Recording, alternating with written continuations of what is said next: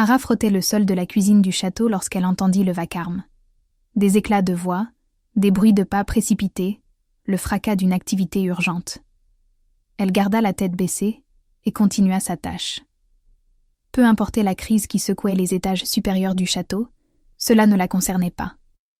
Elle n'était qu'une veuve embauchée pour les besognes les plus viles, celles que les nobles ne voient jamais. Cependant, les voix se firent plus fortes, plus désespérées.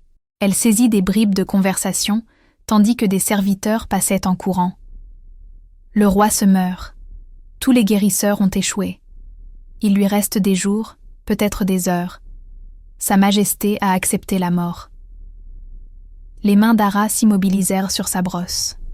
Le roi se mourait. Le roi taurin, le souverain Lycanes qui régnait depuis 20 ans avec force et équité. Elle ne l'avait jamais vu.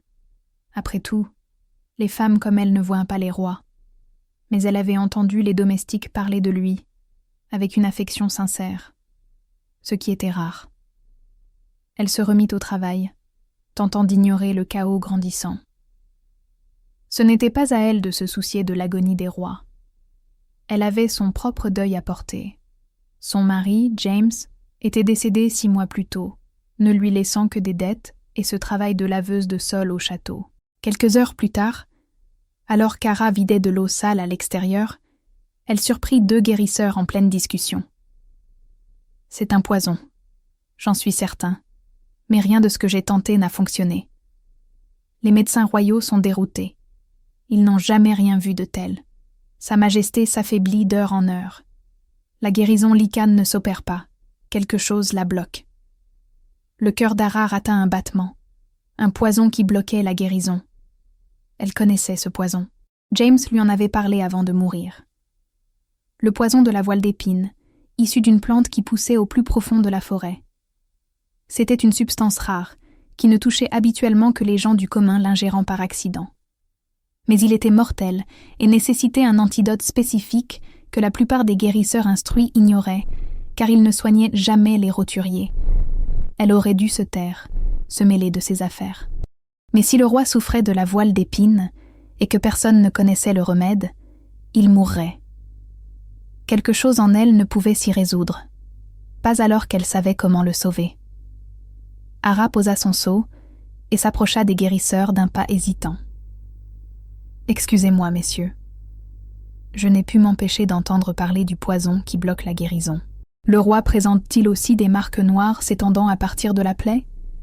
Et dit-il avoir froid, même près du feu? » Les guérisseurs la dévisagèrent avec un dédain à peine voilé.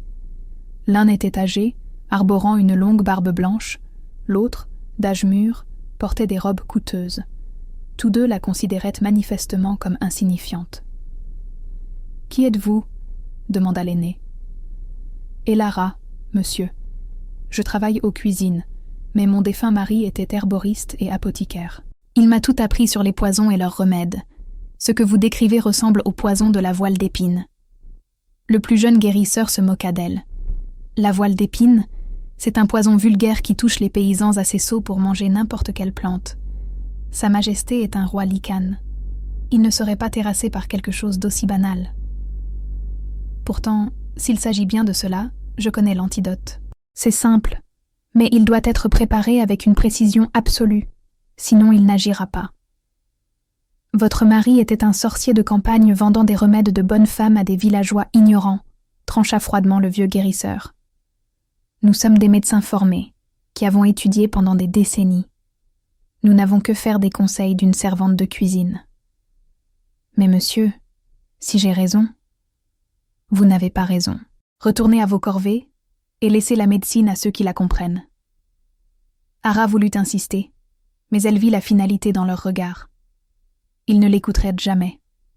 Elle n'était personne, et ils étaient des hommes d'importance, incapables d'admettre qu'une pauvre veuve puisse savoir ce qu'ils ignoraient. Elle retourna en cuisine, incapable de se concentrer. Si le roi avait été empoisonné par la voile d'épine et qu'il n'était pas soigné correctement, il mourrait sous quelques jours. Le poison agissait lentement, neutralisant les capacités de régénération naturelle du corps, tout en attaquant simultanément le cœur et les poumons. La guérison Lycanes était inutile ici. car le poison ciblait spécifiquement la magie médicinale. James lui avait enseigné tout cela durant un long hiver, où il n'avait rien d'autre à faire que d'étudier ses livres.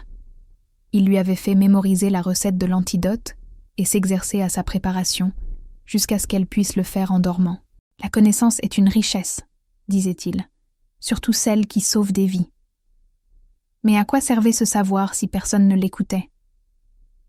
Le soir même, Ara apprit que l'état du roi s'était aggravé. Il était à peine conscient, sa respiration était laborieuse. Les médecins royaux, ayant tout tenté, avouaient leur défaite et préparaient le royaume à son trépas. Ara ne pouvait le supporter. Elle devait essayer, même au risque d'être punie. Elle rassembla les ingrédients nécessaires dans les jardins potagers et les réserves de la cuisine. L'antidote de la voile d'épine exigeait de la racine d'hydraste, de l'ortie piquante, des feuilles de verrucaire argenté et de l'achillée millefeuille. Des ingrédients simples, des plantes que la plupart considéraient comme des mauvaises herbes. Pourtant, combinées correctement et infusées à la lumière de la lune, elles créaient un contrepoison puissant. Elle prépara le mélange exactement comme James le lui avait appris, murmurant des prières pendant l'infusion. Puis, elle versa le liquide dans une petite fiole qu'elle dissimula dans son tablier. Atteindre les appartements du roi serait presque impossible. Cependant, Ara avait appris la disposition du château au cours de ses mois de service. Elle savait quels couloirs les gardes négligeaient et quels passages de service menaient à destination. Avec de la prudence et de la chance, elle pourrait y arriver. Il lui fallut 2 heures à se faufiler dans les ombres, à se cacher au passage des gardes et à faire de longs détours pour éviter les postes de contrôle. Finalement, elle atteignit l'aile royale. Les chambres du roi se trouvaient au bout, gardées par 2 guerriers Lycans, qui semblaient épuisés et accablés par le chagrin. Elle ne pouvait pas les contourner, mais peut-être n'en aurait-elle pas besoin.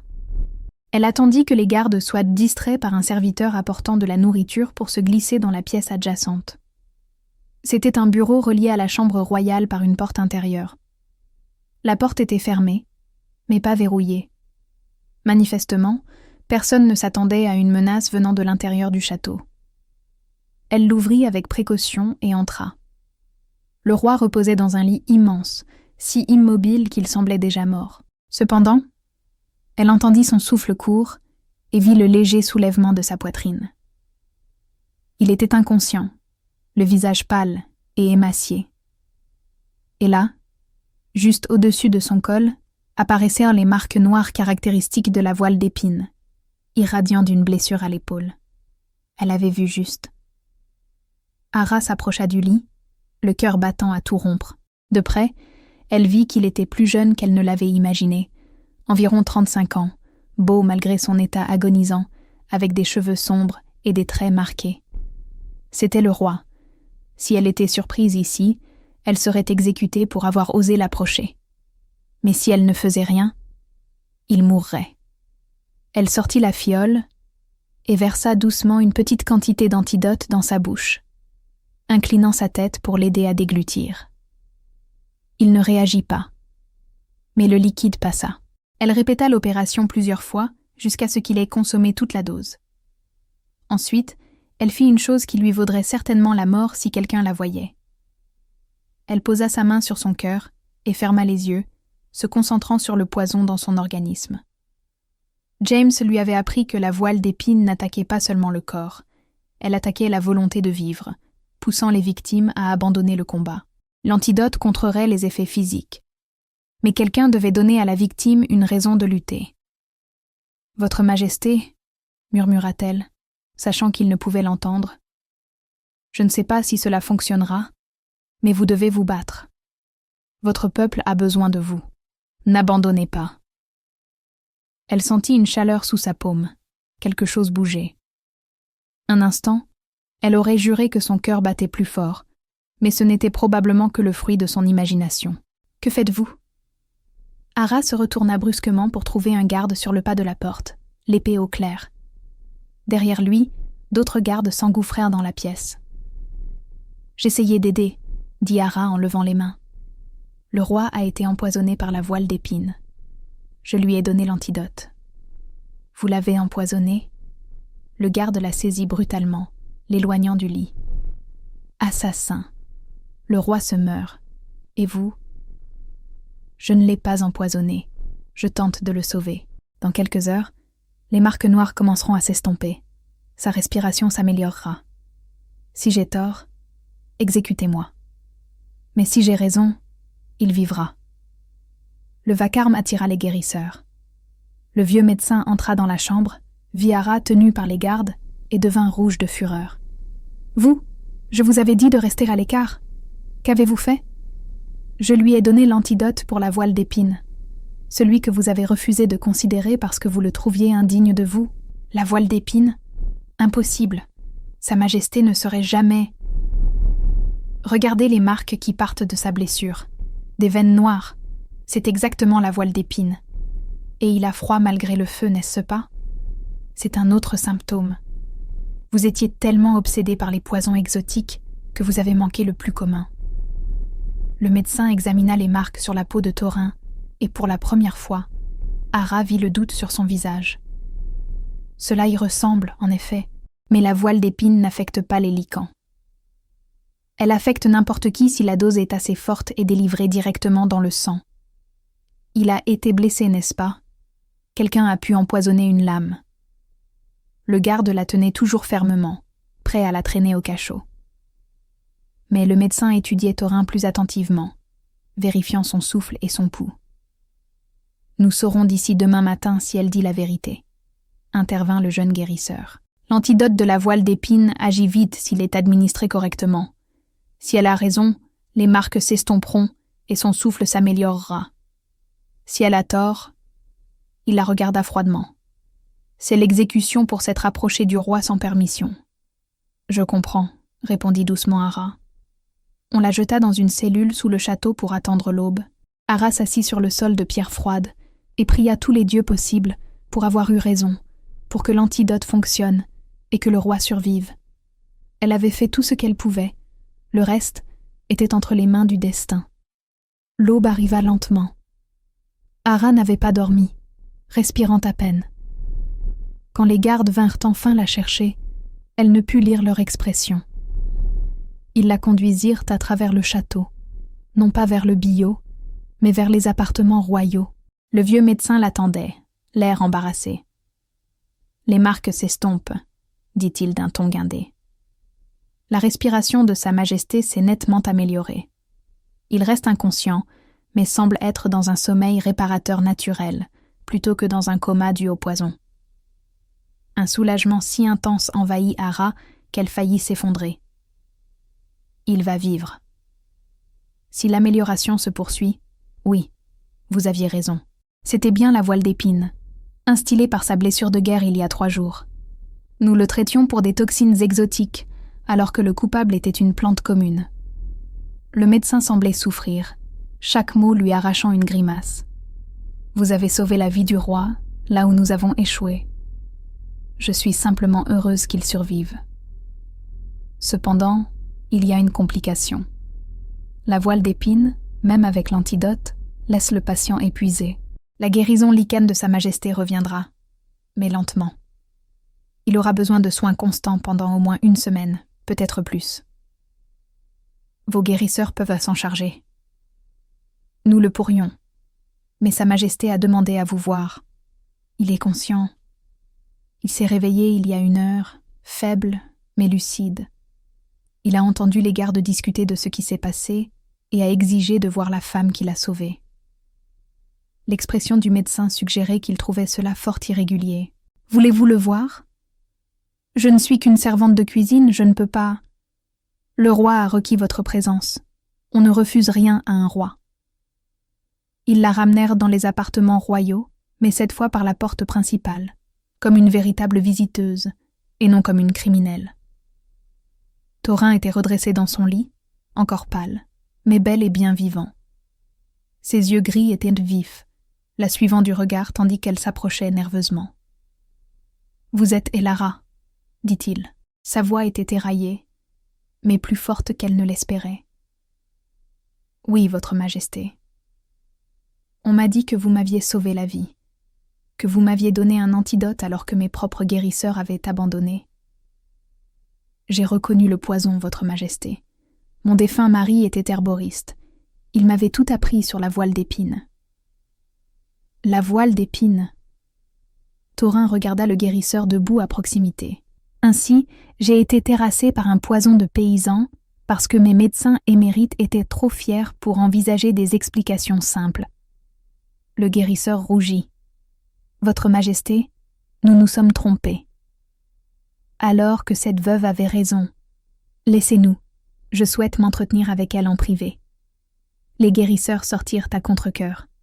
Seule avec le roi, Hara se sentit dépassée. Le matin même, elle était dans une cellule en attente de son exécution. À présent, elle se trouvait dans les appartements royaux face à un roi Lycanes qui l'observait avec une attention intense. « Comment avez-vous su » demanda Thorin. « Comment avez-vous su qu'il s'agissait de la voile d'épines alors que des médecins formés pendant des décennies l'ignoraient ? Il cherchait des réponses complexes, votre majesté. Parfois, la réponse est simple. La voile d'épines est commune, mais elle est mortelle. Mon mari m'a fait mémoriser chaque détail car il disait « On ne sait jamais quand un savoir sauvera une vie ». Il était sage, et vous avez été courageuse. Vous auriez pu être exécutée pour m'avoir approché. Je ne pouvais pas vous laisser mourir alors que je savais comment vous sauver. Pourquoi pas ? Je ne suis rien pour vous. Juste un roi que vous n'aviez jamais rencontré. Hara réfléchit un instant. Parce que mon mari disait toujours que les guérisseurs ont la responsabilité de soigner, peu importe qui en a besoin. Riche ou pauvre, noble ou roturier. Si l'on a la capacité de sauver une vie, on doit essayer. Votre mari était un homme remarquable. Je suis désolée pour votre perte. Merci, votre majesté. Thorin resta silencieux un moment, l'étudiant. Puis il dit une chose inattendue. Quand vous avez posé votre main sur mon cœur, qu'avez-vous fait ? Hara en eut le souffle coupé. Vous étiez inconscient. Comment avez-vous... Je l'ai senti. J'étais au plus profond des ténèbres, prêt à lâcher prise. Puis j'ai senti une chaleur. J'ai senti quelqu'un me rappeler à la vie. Était-ce vous ? Mon mari m'a appris que la voile d'épines attaque la volonté de vivre. L'antidote guérit le corps, mais il faut rappeler à la victime pourquoi elle doit se battre.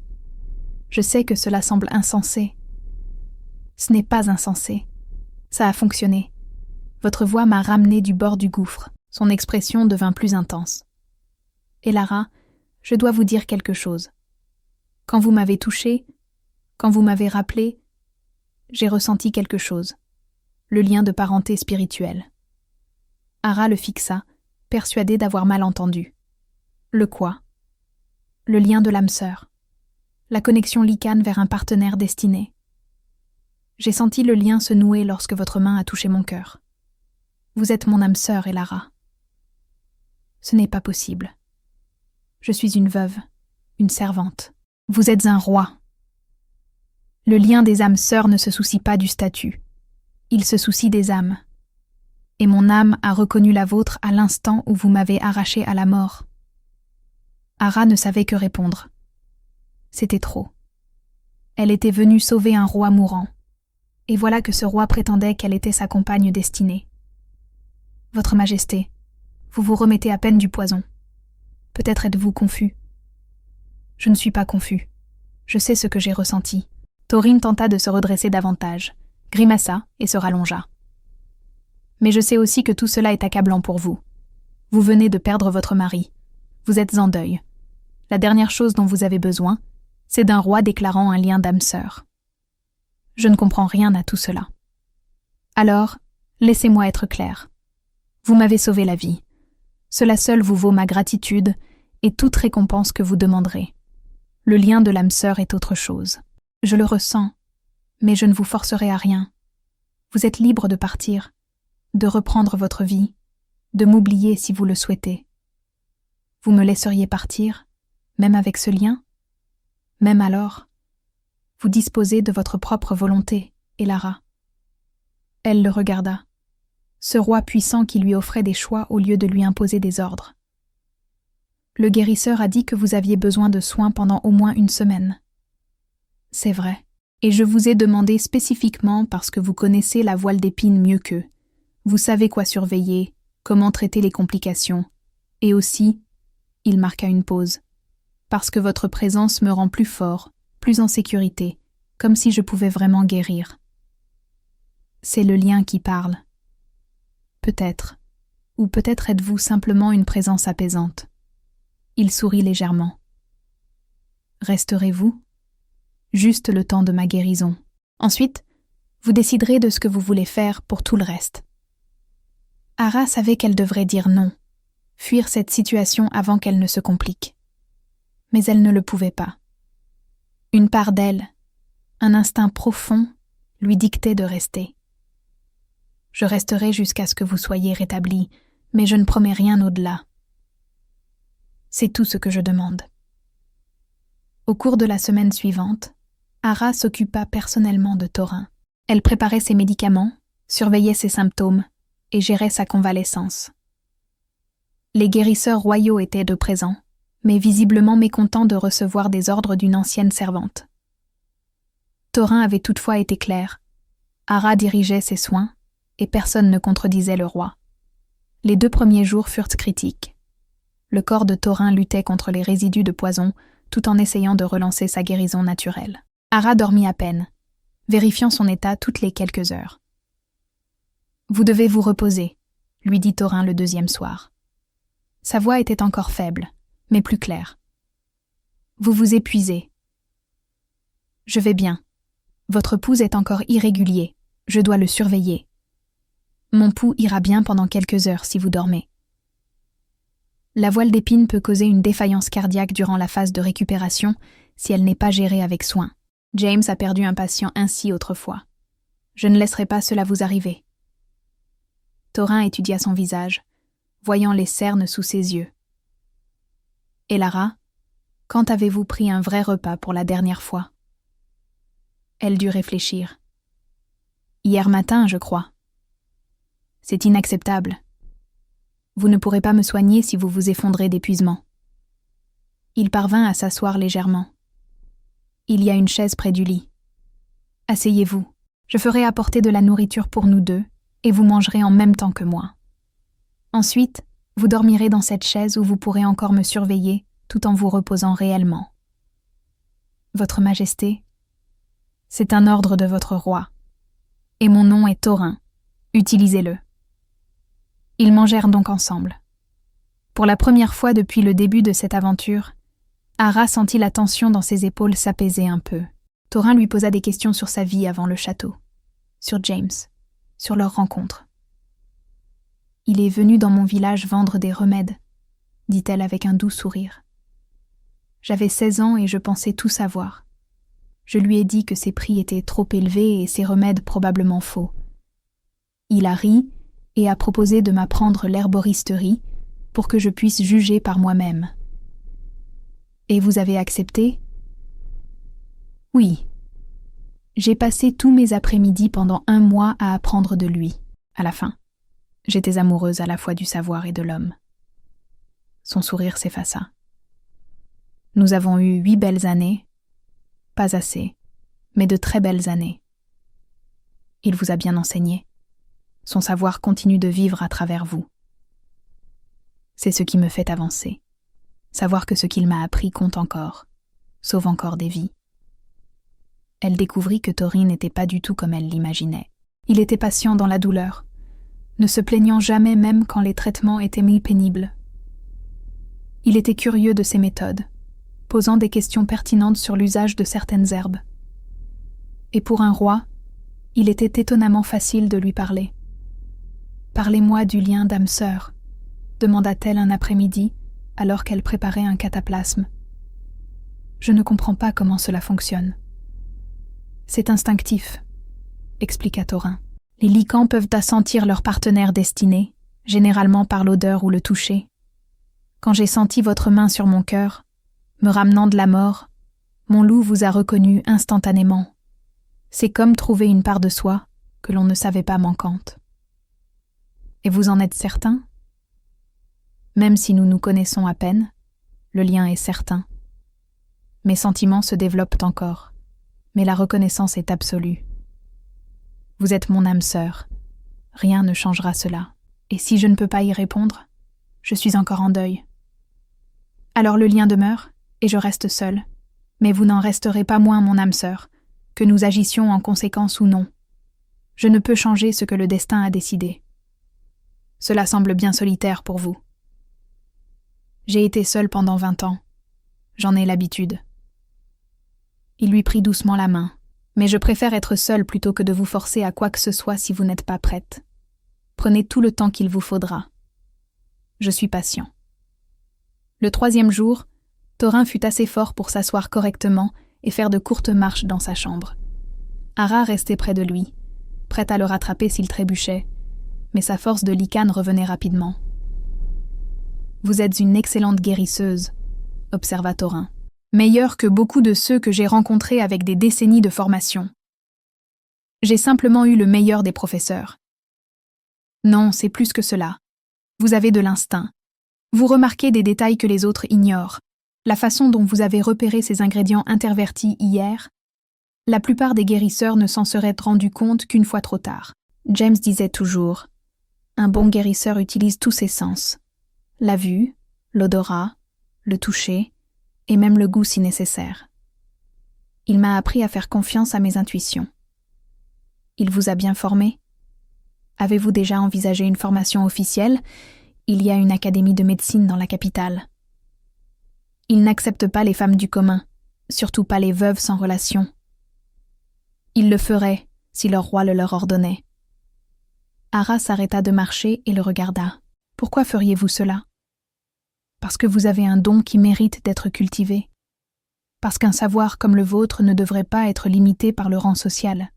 Parce que... Il hésita. Parce que je veux que vous ayez des choix, Elara. Quoi qu'il arrive entre nous, je veux que vous ayez une vie dont vous soyez fière. Ce geste la toucha plus qu'elle ne voulait l'admettre.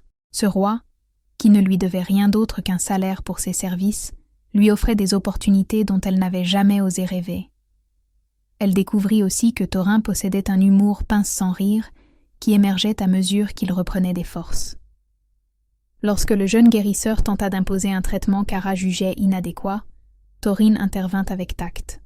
« Maître Alduin, j'ai une question. Combien de patients avez-vous traité avec succès pour un empoisonnement à la voile d'épine ? » « Eh bien, aucun, Votre Majesté, mais... » « Et combien Elara en a-t-elle soigné ? » « Ce n'est pas la question. Elle n'a pas de formation académique. La question était qu'elle m'a maintenue en vie pendant 3 jours, alors que vous débattiez des protocoles. Je suivrai ses recommandations, pas les vôtres. Vous êtes invité à observer et à apprendre. » Alduin partit d'un air outré, et Ara s'efforça de ne pas rire. « Vous n'étiez pas obligé de l'embarrasser. » »« Je ne l'ai pas embarrassé. J'ai énoncé des faits. » Il s'est embarrassé tout seul en laissant son orgueil obscurcir son jugement. L'expression de Thorin se fit plus sérieuse. « Elara, vous devez comprendre une chose. Vous n'êtes plus une servante ici. Vous êtes ma guérisseuse et vous êtes sous ma protection. Quiconque vous manque de respect, me manque de respect. Cela inclut les médecins royaux qui pensent que les diplômes les rendent supérieurs à l'expérience pratique. Je n'ai pas l'habitude d'être défendue. Habituez-vous. Vous m'avez sauvé la vie. Cela vous donne une place dans ce château que la plupart n'auront jamais. » Au 5e jour de sa guérison, un événement changea la donne. Ara préparait sa médication du soir quand elle remarqua quelque chose d'étrange sur l'un des flacons d'ingrédients.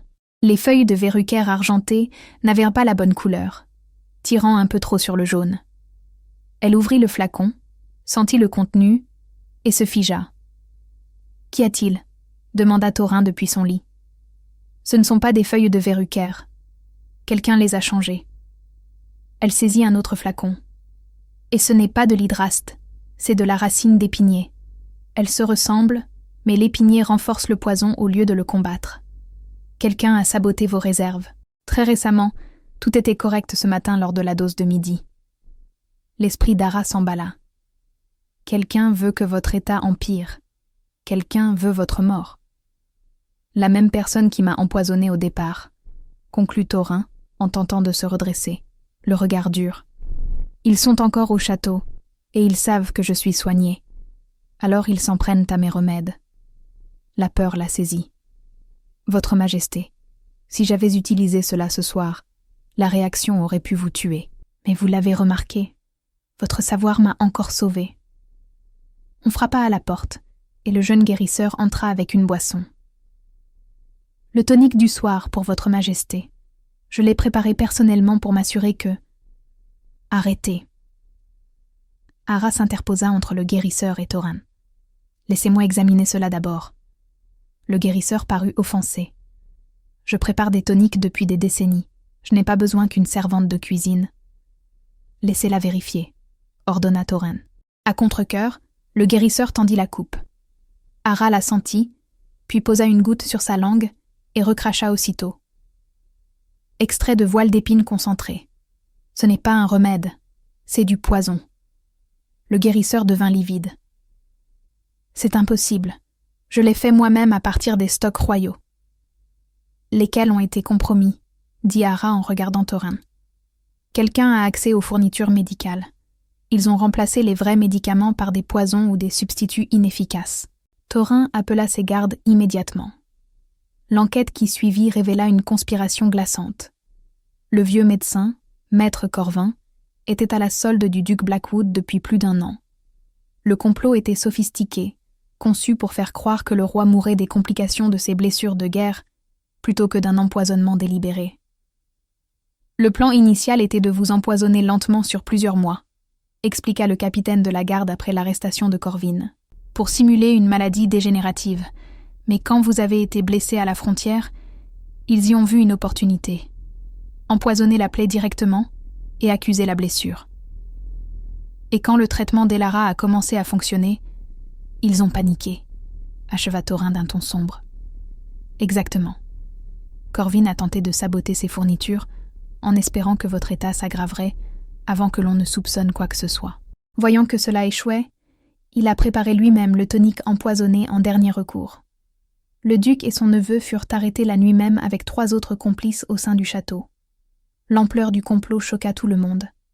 Si Ara n'avait pas été là, si elle n'avait pas su vérifier chaque ingrédient scrupuleusement, Thorin serait mort et le neveu du duc Blackwood aurait réclamé le trône. « Vous m'avez sauvé 2 fois, lui dit Thorin une fois le calme revenu. Ils étaient seuls dans ses appartements. Une fois avec votre antidote, et une fois en remarquant le sabotage. Si vous n'aviez pas été là, si vous n'aviez pas été assez savante pour repérer ces changements, je serais mort. Je suis seulement heureuse d'avoir pu aider. Vous avez fait bien plus qu'aider. Vous m'avez rendu la vie 2 fois. Il lui prit la main. Je sais que vous portez encore le deuil de James. Je sais que la situation est complexe. Mais je veux que vous sachiez que ce que je ressens n'est pas seulement de la gratitude. Le lien de l'âme sœur est réel. Et au-delà de cela, je vous admire sincèrement. Je vous respecte et je tiens à vous. Quand vous serez prête, si vous l'êtes un jour, j'aimerais explorer ce que nous pourrions devenir ensemble. Ara regarda leurs mains jointes. Elle l'avait senti croître cette semaine. La connexion, la chaleur, ce sentiment d'évidence en sa présence. Elle luttait contre cela, y voyant une trahison envers James. Mais James était parti depuis 6 mois, et elle savait au fond d'elle qu'il ne voudrait pas qu'elle reste seule pour toujours. Il voudrait qu'elle retrouve le bonheur. « Je ne suis pas encore prête », dit-elle honnêtement. « Mais je pense que je pourrais l'être un jour. Cela me suffit pour l'instant. » Thorin pressa doucement sa main. « Prenez tout le temps qu'il vous faudra. Je serai là quand vous serez prête. » Le château reprit lentement son cours normal. Au fil des semaines suivantes, de nouveaux guérisseurs furent recrutés et personnellement contrôlés, les stocks médicaux furent intégralement renouvelés et un nouveau système de vérification fut mis en place. Thorin récupéra totalement, sa guérison de lichen retrouvant toute sa vigueur. Pendant tout ce temps, Ara resta au château, non plus comme servante, mais comme invitée d'honneur et guérisseuse personnelle du roi. Thorin lui offrit des appartements dans l'aile des invités, la paya généreusement et veilla à ce qu'elle ne manque de rien.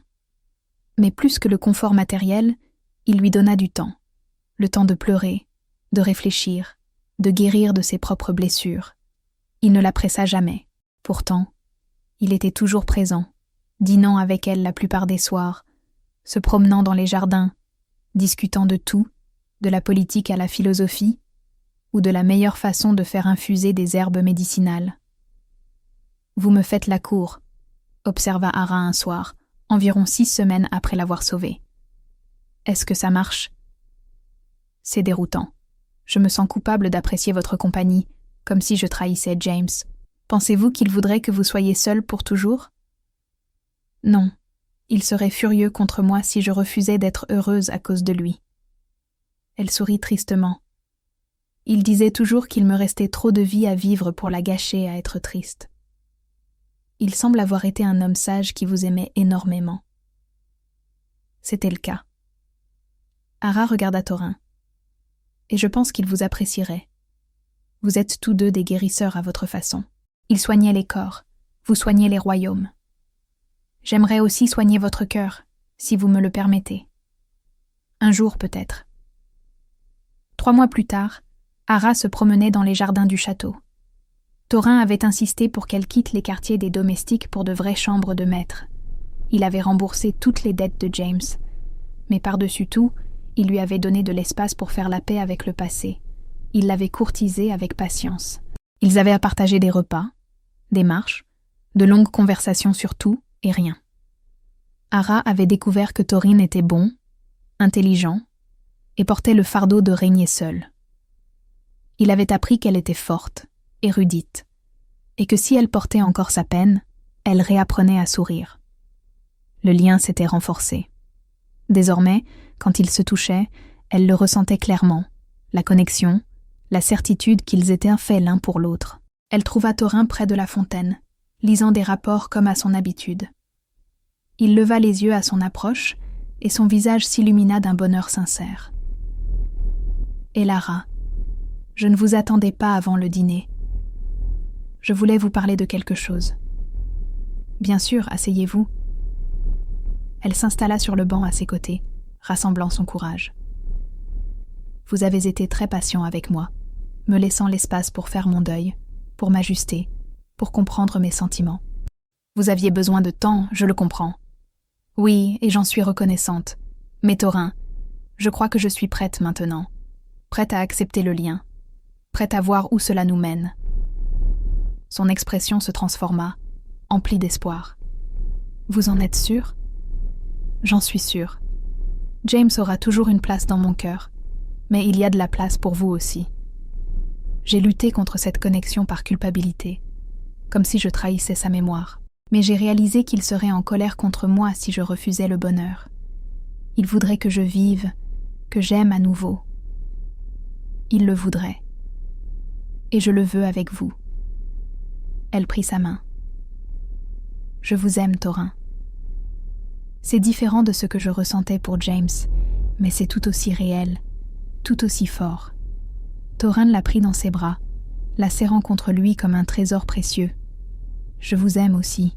Depuis l'instant où vous m'avez arraché à la mort avec rien d'autre que votre détermination et votre savoir. Vous êtes extraordinaire, Elara. Je ne suis qu'une veuve qui connaissait les bonnes herbes. Vous êtes la femme qui a accompli l'impossible, qui a sauvé un roi mourant quand tous les experts avaient échoué, qui a décelé le poison quand ils l'ont manqué, qui s'est battue pour ma vie alors qu'elle me connaissait à peine. » Il s'écarta pour la regarder. « Vous êtes une guérisseuse, Elara. Pas malgré votre absence de formation officielle, mais parce que vous comprenez ce que soigner signifie réellement. Ce n'est pas seulement de la médecine, c'est se soucier de quelqu'un au point de se battre pour lui. Votre peuple m'acceptera-t-il ? Une simple veuve, comme reine ?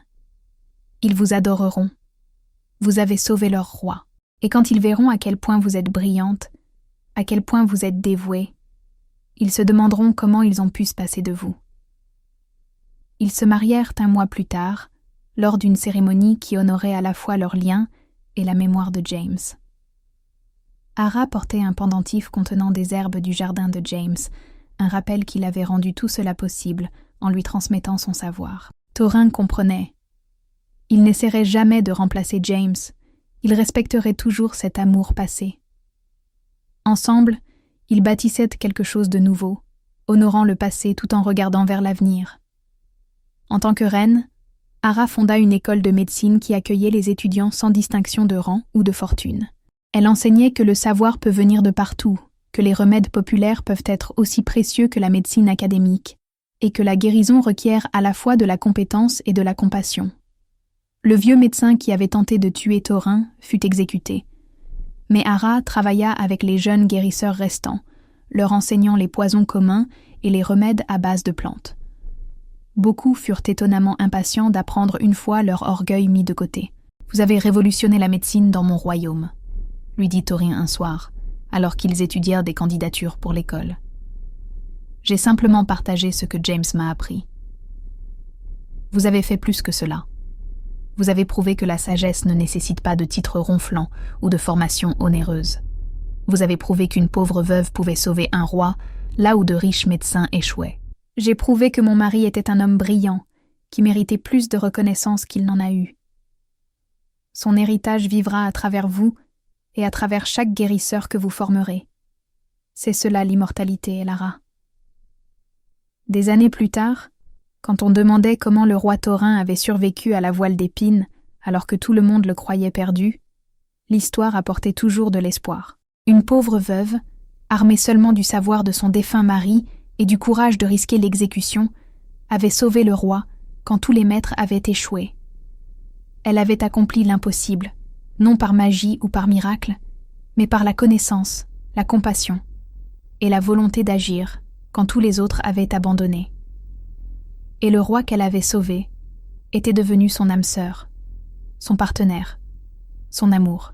Ensemble, ils régnèrent avec sagesse et bonté, n'oubliant jamais que parfois, le savoir le plus précieux provient des sources les plus inattendues. Ara n'oublia jamais James. Ses enseignements avaient sauvé un roi et changé un royaume. Mais elle embrassa aussi sa nouvelle vie avec Thorin, sachant qu'aimer à nouveau n'était pas une trahison. C'était honorer la conviction de James que la vie doit être vécue pleinement, que le savoir doit être partagé et que la guérison est le plus beau cadeau que l'on puisse offrir. Si vous avez aimé l'histoire d'Elara et Thorin, cette veuve qui sauva un roi Lycanes avec un savoir que d'autres méprisaient, abonnez-vous pour plus de romances sur des héros inattendus, sur le pouvoir de la connaissance et sur les secondes chances en amour. Cliquez sur la cloche de notification pour ne jamais manquer une histoire où l'impossible devient possible, où la sagesse populaire sauve des vies royales et où les guérisseurs apprennent que la compassion compte autant que la formation. Rappelez-vous, parfois la réponse que tout le monde cherche est détenue par la personne que personne n'a pensé à interroger. Parfois, les meilleurs guérisseurs sont ceux qui n'ont jamais reçu de reconnaissance officielle. Parfois, sauver une vie mène à trouver l'amour. Merci de nous avoir suivis.